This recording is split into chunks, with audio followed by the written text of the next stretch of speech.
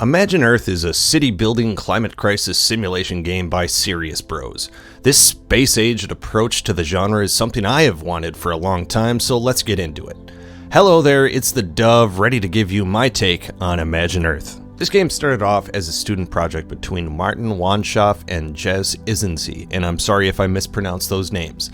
The early demo version garnered attention when Imagine Earth was given the Intel Level Up Award for the best simulation game demo in 2012. The German-based studio Serious Bros was founded by Martin and Jens in 2014, the same year the game was finally released in early access. It continued to gain positive reviews and attention in 2015 when they earned the Golden Sparrow Award for the Best Indie Game, an award given by the German Children's Media Foundation. Eventually, the full game was released on PC and Xbox in 2021, and now in 2024, Switch and PS5 owners are finally able to play. When I read the description, this game sounded a lot more like a futuristic SimCity, but it really plays a lot more like the Sid Meier Civilization series. There is no real government or political stuff though. You mainly focus on building and managing the city. The little bit of governmental mechanics is just a vote every so often on global taxes. The taxes never really make too much difference early on, but if you are knee-deep in coal, oil, or nuclear power, midway through your run, those taxes could really add up. Outside of the obvious building a good, functional city, Imagine Earth boils down to managing everything and how you deal with the many obstacles they can throw at you. Depending on the game mode and difficulty level you're on, the amount of pirates, comets, pandemics, riots, and any number of natural disasters seem endless. Other companies can hack you and take over your city, and sometimes robots drop out of the freaking sky and assimilate your biggest city.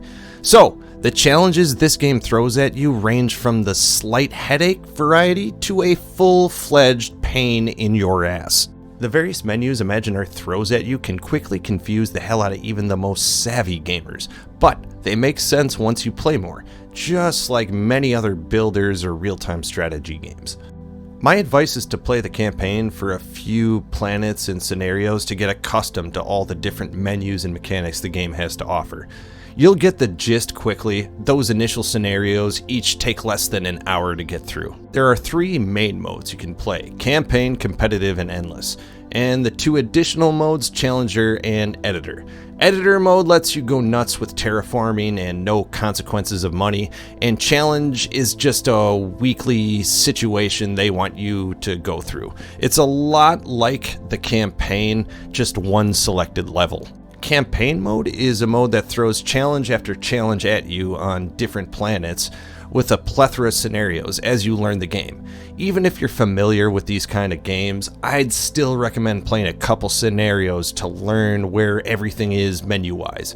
It also has a few subtle differences in focus and mechanics from other city builders and RTS games. Climate is a huge focus in Imagine Earth, so paying attention to how your actions affect the planet is just as important, if not more, as your population. So, these campaign scenarios can be a huge help towards understanding the game. Competitive mode puts you on a planet against a few other teams, and you all compete to get the goal number of inhabitants.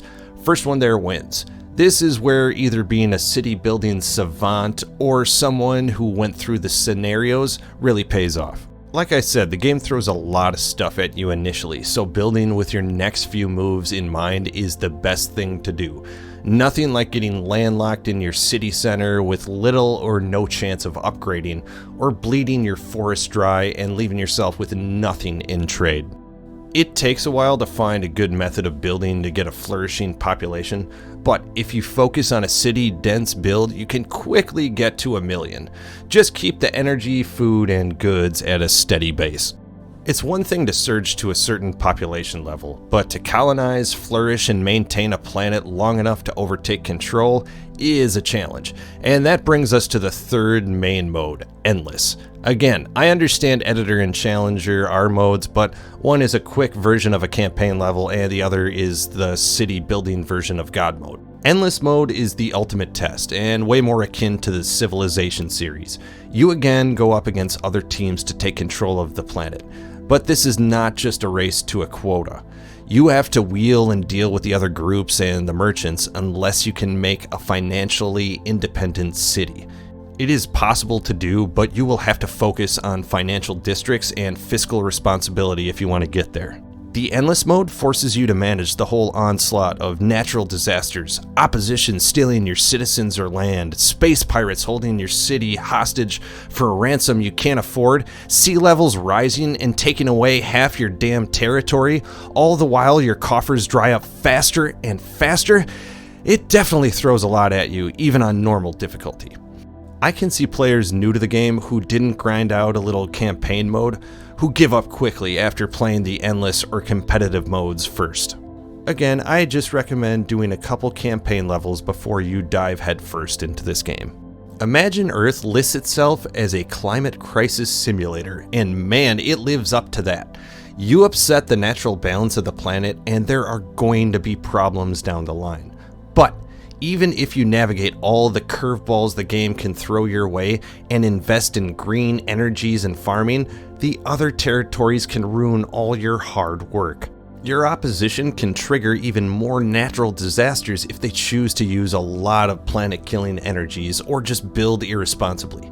Even with those taxes, they can destroy your planet's ecosystem and just take off and start on a different planet.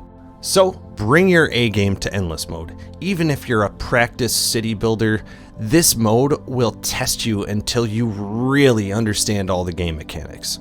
The gameplay is similar to most city builders that you would play on a console, which is not always the best version of that city builder. Nothing against them, they just cater way better to a keyboard and mouse setup, but that's my opinion. I think it's just easier to click around a terrain than it is to painfully slowly move your analog stick across the map. But even for a console version, I think that the control scheme is intuitive and it's easy to move around those menus. I will still occasionally find myself trying to find a certain menu by clicking the wrong button, but once you figure out where everything is, the game becomes a lot more enjoyable.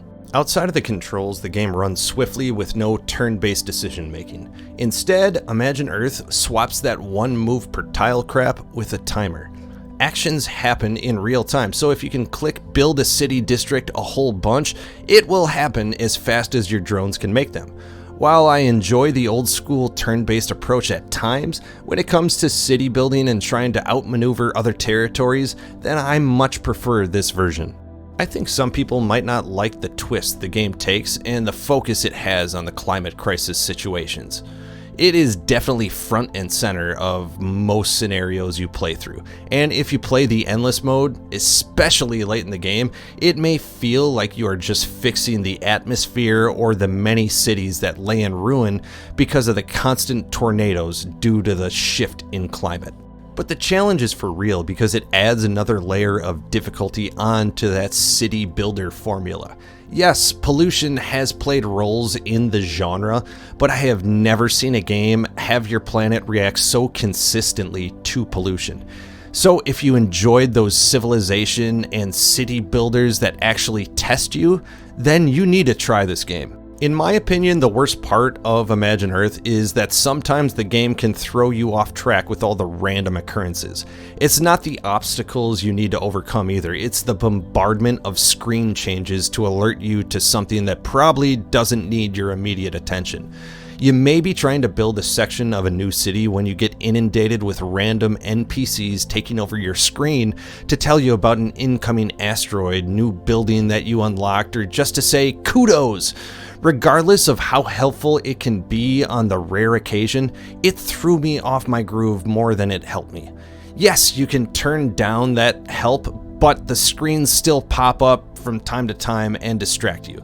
Regardless of the interruptions, this game is quite enjoyable. Instead of focusing on archer units or 1,000 different military units that lose their appeal quickly, you focus on your actual management of a territory. There are some defenses you might want to help fend off pirates or meteors, but you won't be blowing your opponent to kingdom come.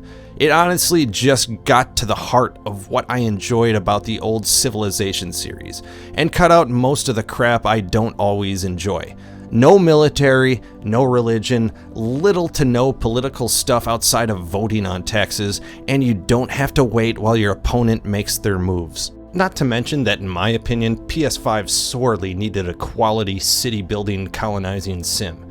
Yeah, there are some big-name titles out there, but City Skylines 2 was plagued with bugs and issues with most of its upgraded AI features, and Civilization got way too big for its britches, if you ask me. After Civilization 4, the series lost what was so magical. I think Imagine Earth is just the right amount of deep mechanics with a simple approach. It may not scratch that itch of military conquest, but the city development and the intertwining mechanics work well. It can be challenging at times, but it is rewarding when you finally figure things out.